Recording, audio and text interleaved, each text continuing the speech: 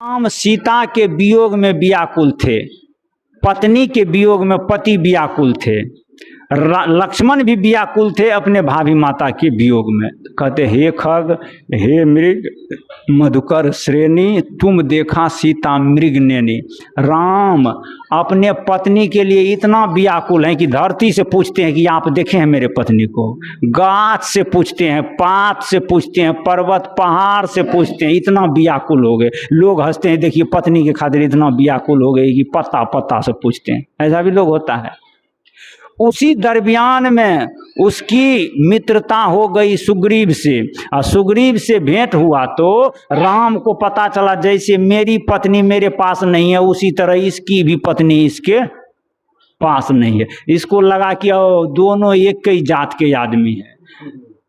सुग्रीव राम धरे यस कोरा, अजो गति तोरा सो गति मोरा। अर्थात जैसे हाल है सुग्रीव का वैसे हाल है राम। राम कहता है कि एक काम करते हैं। कहा क्या?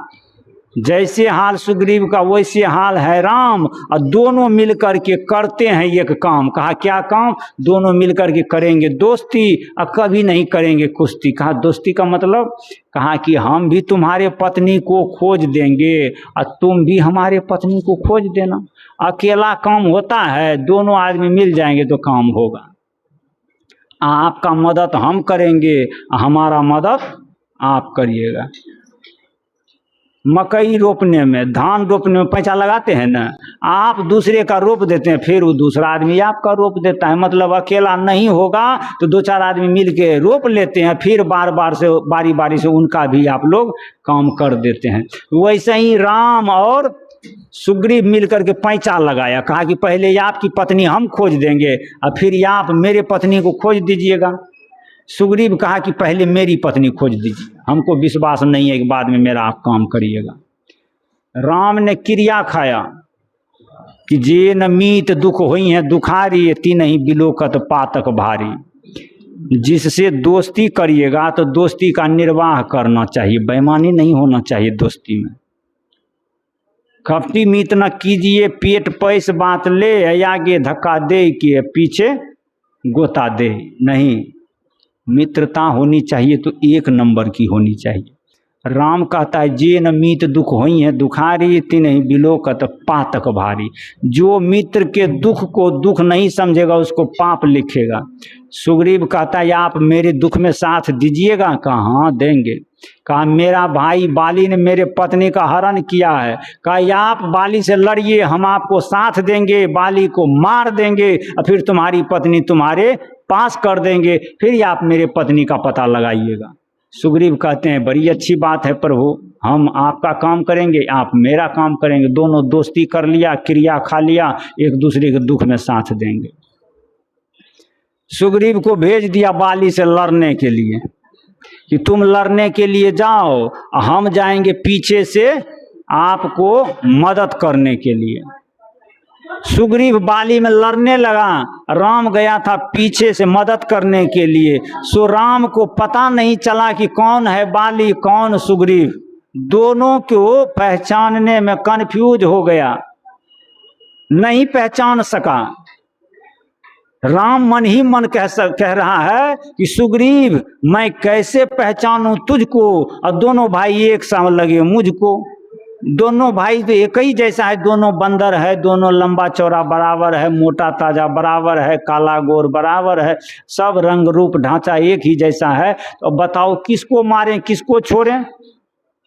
राम को पता ही नहीं चला किसको मारे, और तब तक में पता नहीं चला तो मदद किया नहीं मदद किया तो बाली मार करके सुग्रीव का होलिया टेट कर दिया।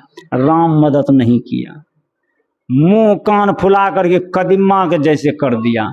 सुग्रीव वापस आ रहा था, राम रास्ते में मिल गया। सुग्रीव से कहा कि कैसा समाचार है? कहा धिक्कार है, समाचार नहीं है धिक्कार है। आपने मुझे आगे भेज करके पीछे बेईमानी किया है, आपने मुझे दुख में काम नहीं दिया है, दुख में साथ नहीं दिया है। आपने कहा कि बाली से लड़ने जाइए, हम आपकी मदद करें, आपने तो मदद नहीं किया। कहा कि सुनो सुनो, मदद तो हम कर ही देते, लेकिन मदद करने में हमें बड़ी मुसीबत आ रही थी। कहा क्या मुसीबत? कहा मुसीबत यही कि कौन है बाली कौन सुग्रीव यही पता नहीं चल रहा था मुझसे, तो मैं बताऊं कैसे बताऊं, कैसे बचाऊंगा तुझसे, इसलिए तुम कल फिर जाना लड़ने के लिए। सुग्रीव कहता है आज हमको कसर रह गया मार, इसलिए कल भेजिएगा। नहीं नहीं कल जाओ ना, हम मदद करेंगे। कहा नहीं नहीं, आपके जैसे गद्दार मित्र नहीं करना चाहिए, आपके जैसे धोखाबाज मित्र नहीं करना चाहिए। राम क्या काम किए दूसरे दिन में जानते हैं? दूसरे दिन फिर सुग्रीव को भेजते हैं, कहा कि आज तुम जाना तो एक काम करके जाना, तुम गर्दन में माला पहन करके जाओ। माला तो कोई अपने पार्टी को पहना सकता है, दूसरे पार्टी को पहना सकते हैं? माला किसको पहनाते हैं? अपने पार्टी को, दूसरे पार्टी को नहीं पहनाते। राम ने सुग्रीव को माला पहना दिया, माला पहना करके भेज दिया।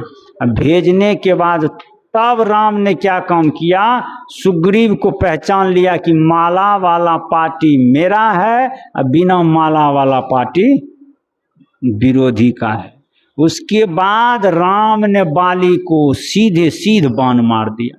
लोगों ने पूछा कि बाली को क्यों मार दिया, तो हमने कहा कि सुग्रीव माला पहन रखा था इसीलिए राम नहीं मारा, और बाली माला नहीं पहन रखा था इसीलिए राम ने उसको मार दिया।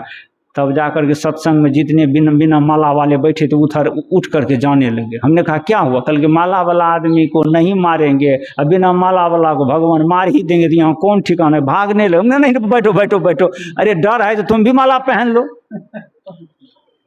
राम ने वही काम किया कि बाली को नहीं मारा। क्यों नहीं मारा? क्योंकि माला पहन लिया था।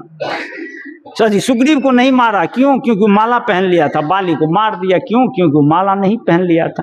इसलिए डर लगता है बिना माला का कि कब राम का बाण चल जाएगा बिना माला पर, इसलिए बिना माला के किसी का भी भला नहीं होने वाला है। इसलिए अगर भला चाहते हैं तो माला पहनना चाहिए। माला पहनने का मतलब गुरु दीक्षा लेना चाहिए, गुरु शिक्षा लेनी चाहिए और गुरु के शरण में जाकर के भक्ति भजन करना चाहिए।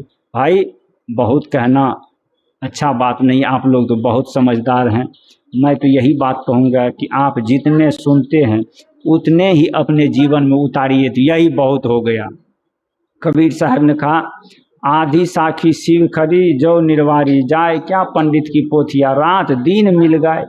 रात दिन भी मिलकर के गाते रहेंगे तो सुधार होने वाला नहीं। 1 घंटा की गायन को अगर आप समझ लीजिएगा तो इससे सुधार हो जाएगा। इसलिए मैंने जितना कुछ कहा इतने को आप लोग समझ लीजिएगा। मैं अभी आपके बीच में वाणी को विराम करूंगा, इससे पहले मैं आपके बीच में एक भजन प्रस्तुत करूंगा। वो भजन है हरि के भजन बिना जिन